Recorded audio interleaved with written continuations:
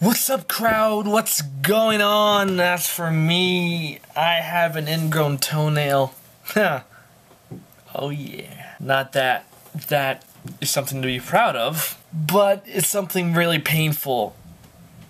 I can't even walk. I can walk. It just hurts when I walk. So I'm doing my best to fight through the pain. Ingrown toenails suck. Okay. There's a topic I want to talk about today, about beauty. My literature and arts class, by the way, I'll be graduating in like 3 weeks. Oh yeah! Yeah! We discussed about beauty and what is true beauty, and if the Bible has an aesthetic, is that the right word? Aesthetic. Kind of like a foundation, like a standard of beauty. Excuse me. So, does the Bible have a standard of beauty? What is beauty? Does God have like a standard?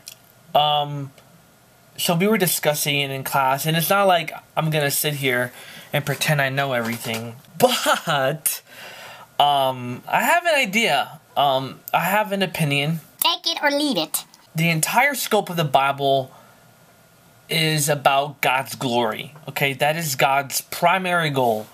And I think that everything He created glorifies God. So we look at nature, we look at the sun, we look at trees, we look at all the beautiful creatures. Some ugly ones. But in His eyes, they're all beautiful and they all glorify God. Now, even if you get something as simple as a fly, even that is so complex, and we can see God's glory in that, God's creativity. Now, I think it's the same way when it comes to everything else. I want to read you a passage. It's in 1 Peter chapter 3, and it says, Do mesmo modo, mulher... Oh, that's Portuguese. Try this again. 1 Peter chapter 3. I love this passage, and after we had a discussion, it makes a little more sense. So it says, 1 Peter chapter 3, verse 3. Peter is speaking to women, and he says, Do not let your adorning be external, the braiding of hair and the putting on of gold jewelry, or the clothing you wear. But let your adorning be the hidden person of the heart, with the imperishable beauty of a gentle and quiet spirit, which in God's sight is very precious. That's just beautiful. That's awesome. One look at Facebook, and we definitely do not see that applied hardly anywhere. Of course, there are few exceptions, but mainly girls on Facebook are not showing any inner beauty. So we were just talking about the beauty of God and how everything He makes is for His glory. So I read this, 1 Peter 3, and I just see that God wants to be glorified in us. I mean, He uses every other creation to glorify Him. Why wouldn't He use mankind? So I look at this and I'm like, this is a reflection of who Jesus is. Gentle, imperishable beauty, a quiet spirit. And verse 1 talks about submissiveness to their husbands, which Jesus did. He submitted to the Father. So I look at that and I'm like, you know what? I think the standard of beauty is anything that glorifies God. And that applies to everything. That applies to art. You know, when you see a painting, if it glorifies God, then it's beautiful. I think that's the Bible standard. I'm not talking about what everyone else thinks.